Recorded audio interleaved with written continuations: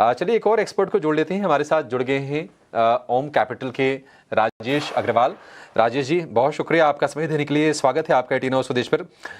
Rajesh ji, IDBI bank में हम देख रहे हैं कि काफ़ी उछाल है, करीब 7% के आसपास की तेज़ी है, 100 रुपये के ऊपर भाव निकला है। और जब भी कोई डाइवेस्टमेंट को लेकर खबर आती है तो शेयर चलता है और मतलब अपडेट्स कई बार आते हैं। अब जब तक फाइनल कोई चीज़ ना आ जाए, हालांकि टारगेट तय किया गया है इस फाइनेंशियल ईयर के आखिर तक, ज़रा बताएंगे कि शेयर में करना क्या चाहिए? Good afternoon Abhishek ji. Good afternoon सृष्टि और बाकी भी जो पैनल में मित्रगण है सबको नमस्कार। आपने सही कहा कि जब जब ऐसी सुगबुगाहट आने लगती है कि कुछ डाइवेस्टमेंट के ऊपर बात चलने लगी है या होने वाला है, उस समय हम देखते हैं इसमें अच्छी खासी मूवमेंट आने लगती है और उसके बाद फिर जब कोई फॉलो अप नहीं आता है तो वापस से करेक्शन आ जाता है। आज की जो बढ़त है उसके बाद मैं नहीं समझता कि इसमें कोई नई पोजीशन लेनी चाहिए। किसी के पास है तो वो बने रह सकता है या पार्शियल प्रॉफिट बुक करनी चाहिए, क्योंकि वापस से नीचे आए तो फिर ऐड कर सकता है। फंडामेंटली साउंड है, नो डाउट ऑन दैट।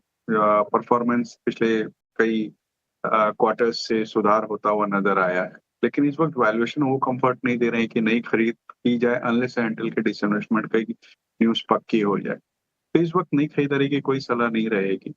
हालांकि जिसके पास है रेदर मैं तो ये कहूंगा कि पार्शियल प्रॉफिट बुक करना चाहिए। नीचे के लेवल्स से मेरा मतलब है कि अगर 90, 88, 90 के आसपास मिले तो वहां नई खरीदारी की जा सकती है। नहीं, बढ़िया है सर। जिसके पास मान लीजिए उस लेवल की है, अगर खरीदे अगर और प्रॉफिट हो रहा हो, प्रॉफिट टेकिंग कीजिए आईडीबीआई बैंक में और फिर से नीचे आए वहां पर फिर से बाइंग कीजिए। बढ़िया तरीका है अभी बाजार में पैसे बनाने का। एक और शेयर है जहां पर आज हम काफी ज्यादा उत्साह देख रहे हैं। हालांकि पिछले अगर आप महीने भर की चाल देखेंगे तो टीटीके प्रेस्टीज का शेयर चला नहीं था, कंसोलिडेट कर रहा था। और वैसे भी इसका जो 52 वीक हाई है वहां से आपको शेयर काफी ज्यादा नीचे दिखाई देगा। लेकिन आज जो नंबर्स आए हैं, प्रॉफिट में भी हेल्दी ग्रोथ है और इसके अलावा हम देख रहे हैं कि मार्जिन भी एक्सपेंड किया है करीब करीब 2%, यानी कि 200 बेसिस पॉइंट। टीटीके प्रेस्टीज 12-13% ऊपर है राजेश जी। लेकिन ये भी ध्यान रखना चाहिए कि हाल फिलहाल जो इनके लिए रॉ मटेरियल है, एल्यूमिनियम के प्राइसेस काफी ऊपर गए हैं, तो मे बी कि आगे चल के थोड़ा प्रेशर बनाएं, क्योंकि इनके लिए तो रॉ मटेरियल है वो। क्या आप सलाह देंगे टीटीके प्रेस्टीज में? मोमेंटम तो अच्छा बन रहा है आज के सत्र में। देखिए, मोमेंटम अच्छा बन रहा है, एक स्ट्रॉन्ग ब्रांड है, कंपनी बहुत अच्छा परफॉर्म कर रही है और सबसे अच्छी बात है कि ठीक है एल्यूमिनियम के प्राइस थोड़े बढ़ गए हैं, लेकिन जिस तरीके की जीएसटी कट वगैरह अनाउंस हुए पिछले दिनों, उसे देखते हुए मुझे लगता है कि आने वाले दिनों में बेहतर प्रदर्शन और डिमांड बढ़ती हुई नजर आई। नंबर्स अच्छे आए थे तो मैं समझता हूँ कि इसमें बने रहना चाहिए और गिरावट में ऐड भी कर सकते हैं बनिस्पत कि आपका नजरिया थोड़ा सा लंबा हो। लंबे से मेरा मतलब है कम से कम 9-12 महीने का नजरिया रखें, क्योंकि जो जीएसटी कट वगैरह के जो बेनिफिट्स हैं वो आते से आएंगे, तो उसके लिए आपको कम से कम 1-2 क्वार्टर्स का इंतजार करना पड़ेगा। डिमांड बढ़ती हुई नजर आ रही है और ब्रांड बहुत अच्छे हैं, तो बिल्कुल इसमें बने रहने की सलाह रहेगी। प्रेस्टीज यहाँ पर बने रहने की सलाह आ रही है। और जी हाँ, नंबर्स बेहद शानदार और उसके बाद एक शानदार मूव हम देख पा रहे हैं स्टॉक प्राइस में, ये बन के साबित हुआ है। बट इस बीच आइए स्वागत करते हैं राजेश अग्रवाल जी का भी, वो भी हमारे साथ शो में मौजूद है। और राजेश जी, सबसे पहले तो बताइए कि कौन से सेक्टर्स आपको फिलहाल पसंद आ रहे हैं, क्योंकि देखिए हाल फिलहाल जो पीएसयू बैंकिंग का खेमा है वहाँ पर न्यूज़ फ्लो के चलते बड़ा एक्साइटमेंट है, मेटल पैक अच्छा कर रहा है, बट साथ ही साथ कुछ कंजम्पशन काउंटर्स जो हैं वो इम्प्रेस करने में कामयाब नहीं है। कोई पर्टिकुलर सेक्टर जो कि आपको पसंद आ रहा हो अभी? Good afternoon Srishti. Good afternoon. आपने सही कहा कि कुछ सेक्टर्स हैं जो और परफॉर्म कर रहे हैं, खास करके पीएसयू बैंकिंग साइड से। अदरवाइज अगर आप देखेंगे तो शुक्रवार को भी निफ्टी पे जो प्रेशर बना था बाजार पे भी, खास करके तो बैंकिंग साइड से ही बना था। और आज भी अगर आप देखें तो बैंकिंग थोड़े प्रेशर में है, लेकिन मध्यम से लंबी अवधि में मैं समझता हूँ कि जिस तरीके के हालात बने हुए हैं, फिर वो चाहे आईएमएफ की तरह हो या दूसरी तरह बड़े बड़े संस्थान जो इंडियन इकोनॉमी के टारगेट्स दे रहे हैं और इंडियन इकोनॉमी के ग्रोथ की बात कर रहे हैं, तो अगर वो ग्रोथ हो रही है तो बैंकिंग को हम पीछे छोड़ ही नहीं सकते।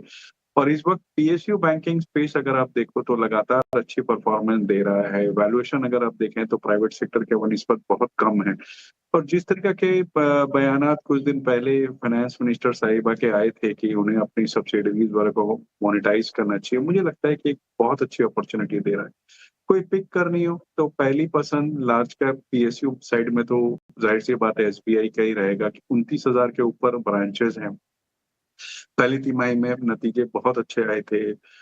250 बिलियन का क्यूआईपी किया जिससे उन्होंने 12% के ऊपर की क्रेडिट ग्रोथ करने में सुविधा मिलेगी। सब्सिडीज अच्छा परफॉर्म कर रहे हैं। योनो में अच्छी वैल्यूएशन निकल के आ सकती है। और मिड कैप स्मॉल कैप की बात की जाए तो मैं समझता हूँ बैंक ऑफ महाराष्ट्र के साथ जाना चाहिए। 2300 प्लस ब्रांचेस है, करीब करीब 89% प्रमोटर होल्डिंग है।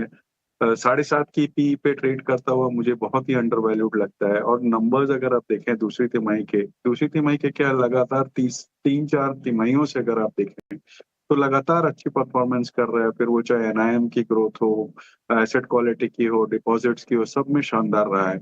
मुझे लगता है 70 रुपए के टारगेट के साथ यहाँ पे भी खरीदारी की जा सकती है।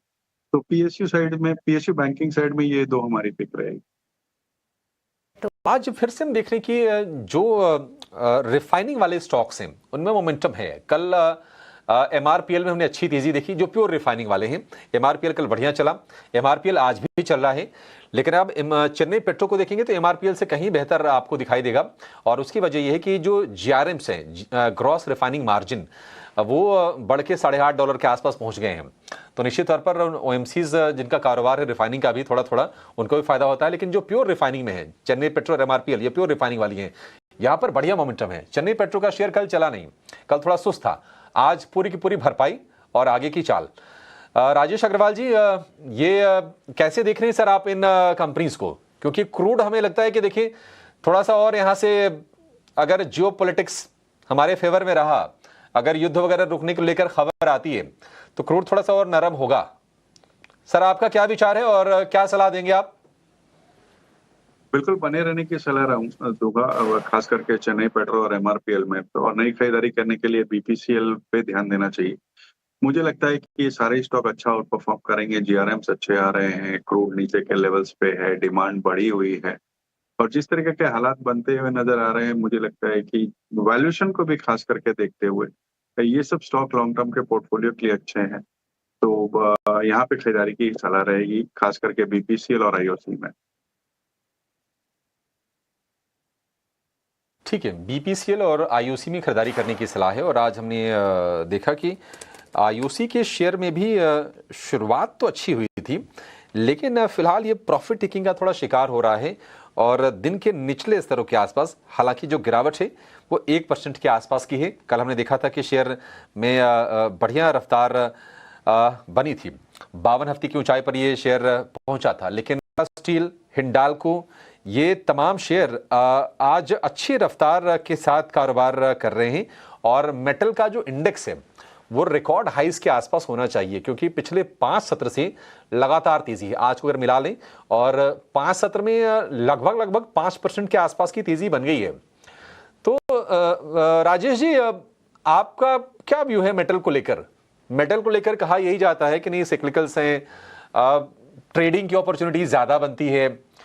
क्या कोई निवेश के रणनीति खोजे या प्योर ट्रेडिंग बेट्स अभी भी है मेटल शेयर?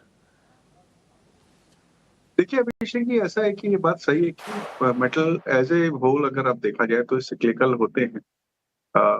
बट ऐसा नहीं है कि इसमें सिर्फ ट्रेडिंग की अपॉर्चुनिटीज ही होती है। समय समय पर इसमें इन्वेस्टमेंट की अपॉर्चुनिटीज भी मिलती है। अभी जो तेजी चल रही है खास करके एल्यूमिनियम में अगर आप देखो तो एलएमई पे जो प्राइस है $2850 के ऊपर चले गए हैं। कुछ प्रोडक्शन आइसलैंड में हिट हुआ है। यूएस के टैरिफ को लेकर के जो दिक्कतें थी वो अपनी जगह थोड़ी सी ठंडी होती हुई नजर आ रही है। और सप्लाई डिमांड की जो सिनेरियो है उसको अगर आप देखेंगे तो सीधे सीधे दिख रहा है कि डेफिसिट आ रहा है एल्यूमिनियम में खास करके। चाइना ने कई प्रोडक्शन कैप्स लगाए हैं, फिर वो चाहे एल्यूमिनियम पे हो या स्टील पे हो, इन सब चीजों को लेकर के भी थोड़ी सी डिमांड बढ़ती हुई नजर आ रही है। तो इन सब चीजों के बीच में हमें लगता है कि वैल्यूएशन के लिहाज से अगर देखना हो तो एल्यूमिनियम में तो नेशनल, वैसे दोनों ही कंपनियां हिंडाल्को और एल्यूमिनियम नेशनल एल्यूमिनियम दोनों ही अच्छी है, बट वैल्यूएशन के हिसाब से अगर मैं देखूं तो मुझे नेशनल एल्यूमिनियम ज्यादा बेटर नजर आता है, क्योंकि एक तो डिविडेंड भी अच्छे देते हैं, दूसरे अगर आप देखो तो आपके वैल्यूएशन उसके हिंडाल्को के कंपैरिजन में थोड़े बेहतर पड़ रहे हैं। तो इस वक्त नेशनल एल्यूमिनियम में खरीदारी की सलाह रहेगी। स्टील पैक की बात की जाए तो वहाँ सेल में हमें लगता है कि एक अपसाइड अच्छी हो सकती है, वैल्यूएशन को लेकर के, उनकी कैपेसिटी को लेकर के। और दूसरे जिंदल स्टील एंड पावर, जहाँ की जो अंगुल वगैरह में रैंप अप हुई कैपेसिटी वगैरह की, उसको देखते हुए, डिमांड को देखते हुए मुझे लगता है जिंदल स्टील एंड पावर पे भी खरीदारी की जा सकती है। दोनों में हम ये मान के चल रहे हैं कि करीब अगर कोई साल भर का नजरिया रखे तो 15% के आसपास की अपसाइड दोनों में हो सकती है। भरपूर है, बट कई सारे काउंटर्स हैं जिनमें एक अच्छा मूव है और उनके बारे में बात करते हैं। और एक काउंटर जिसके बारे में चर्चा करनी चाहिए वो है स्पार्क का शेयर, क्योंकि हाल फिलहाल हमने इसके बारे में ज़्यादा चर्चा भी नहीं की है। देखिए, रिसर्च ऑर्गेनाइजेशन है, सन फार्मा का आर्म है, और इस बार हम देख रहे हैं कि कल भी ये रेडार पे आया था, 5-6% की तेज़ी थी। आज फिर से ऐसे बाजार में 7% का उछाल है। राजेश अग्रवाल जी, क्या आप इसे ट्रैक करते हैं? कोई नया डेवलपमेंट जो कि स्पार्क में हो रहा हो, या हाल फिलहाल जो रिसर्च रिलेटेड सारी ऑर्गेनाइजेशंस हैं उसको लेकर क्या कुछ नए बदलाव हो रहे हैं? क्या राय है आपकी यहाँ पे? देखिए, बने रहने की राय रहेगी। कंपनी बहुत शानदार है, हालांकि नंबर्स उतने कोई खास है नहीं, और जो कि रिसर्च, जो फार्मा रिसर्च की जो कंपनियां होती है उसमें अक्सर होता है कि बहुत लंबी अवधि तक नंबर उतने अच्छे नहीं आते जब तक कि उनके अप्रूवल्स वगैरह नहीं आए, उसके बाद नंबर्स में रिफ्लेक्ट होते हैं। तो मैं समझता हूँ कि लंबी अवधि के लिए बहुत अच्छा प्ले है। वैल्यूएशन बहुत अच्छे हैं, जो भी इन्होंने अंडा वगैरह फाइल किए हुए हैं, आगे आने वाले दिनों में जो नए डेवलपमेंट्स हो रहे हैं, उन सब चीजों को देखते हुए मुझे लगता है लंबी अवधि में इसका टारगेट कम से कम 175-180 रुपये होना चाहिए। तो बिल्कुल यहाँ पे खरीदारी की सलाह रहेगी, और जिनके पास है वो बने रह सकते हैं। राइट, तो स्पार्क को लेकर ये राय, लगभग 7% की तेजी और बने रहने की सलाह नंबर है। इस पर एक हम व्यू लेंगे राजेश पालविया जी से। लेकिन राजेश अग्रवाल जी, सर अपनी पसंद के, जहां पर आपका कन्विक्शन हो और लगता हो कि नए निवेशकों के लिए भी बढ़िया अपॉर्चुनिटी बन सकती है, सर 3-4 शेयर अपने आप बता दीजिए सर, टारगेट के साथ। देखिए, पहला तो रिलायंस का रहेगा, और हमें लगता है कि इसे कम से कम आप साल भर के नजरिए के साथ रखें। जियो का आईपीओ इन्होंने फर्स्ट हाफ ऑफ 2026 में अनाउंस कर ही रखा है, तो वहां पर एक तो वैल्यू अनलॉकिंग होगी। उसके अलावा अगर जो मौजूदा बिजनेस है उसमें अगर आप देखें तो रिफाइनिंग में अभी हम थोड़ी देर पहले चर्चा कर रहे थे कि जीआरएम्स बढ़ते हुए नजर आ रहे हैं, तो वो एक बहुत बड़ा पॉजिटिव है। रुपए की कमजोरी करने, एक्सपोर्ट के जो इनकम आएगी वो बढ़ी हुई नजर आएगी। एआई में इन्होंने गूगल मेटा के साथ करार किया है। टेलीकॉम में जैसा मैंने कहा आईपीओ आने वाला है। दूसरे आरपूज बढ़ते हुए नजर आए, मार्जिन्स बढ़ते हुए नजर आए। एफएमसीजी में पहले ही वर्ष में इन्होंने 10,000 करोड़ की रेवेन्यू निकाल ली, और नेटवर्क करीब 1 लाख स्टोर का बढ़ाने की बात कर रहे हैं। न्यू एनर्जी में बड़ा काम कर रहे हैं। 19,000 स्टोर रिटेल में है। तो सारी चीजें इनके फेवर में जा रही है, और अभी तक अगर आप देखो तो पिछले कई क्वार्टर से स्टॉक कुछ ने खास करके दिया नहीं है निवेशकों को। मुझे लगता है कि अगर साल भर का नजरिया रखें तो यहाँ पर एक अच्छी अपसाइड हो सकती है। दूसरा स्टॉक हुंडई मोटर का रहेगा, जहां अगर आप देखें तो एसयूवी में मार्केट लीडर है क्रेटा इनका। इलेक्ट्रिक क्रेटा जो लॉन्च हुई वो भी बहुत अच्छी तरीके से बाजार में नील लिया गया। कैपेसिटी एक्सपेंशन कर रहे हैं, जो कि 8 लाख यूनिट से करीब करीब 10.7 लाख यूनिट हो जाएगी FY29 तक। जो 26 नए प्रोडक्ट्स लॉन्च करने की बात कर रहे हैं, नए वेरिएंट्स कह सकते हैं, और जो एक्सपेंशन है वो पूरी तरीके से इंटरनल एक्यूरल से। तो मैं समझता हूँ ये दो स्टॉक कम से कम साल भर का नजरिया रखें और खरीदारी करें। यहीं पे थोड़ा सा समेटते हैं, मार्केट क्लोजिंग का वक्त तो चला है। राजेश पालविया जी, राजेश अग्रवाल जी, राजेश भोसले जी, हमारे राजेश जी की तिगड़ी को बहुत बहुत शुक्रिया, आज आपने समय निकाला और ढेर सारे काउंटर्स पर हमसे चर्चा भी की। मज़ा आया आप लोगों के साथ शो करके। पर मार्केट की अब क्लोजिंग की तरफ बढ़ेंगे और कहीं ना कहीं आज वॉलेटाइल ट्रेड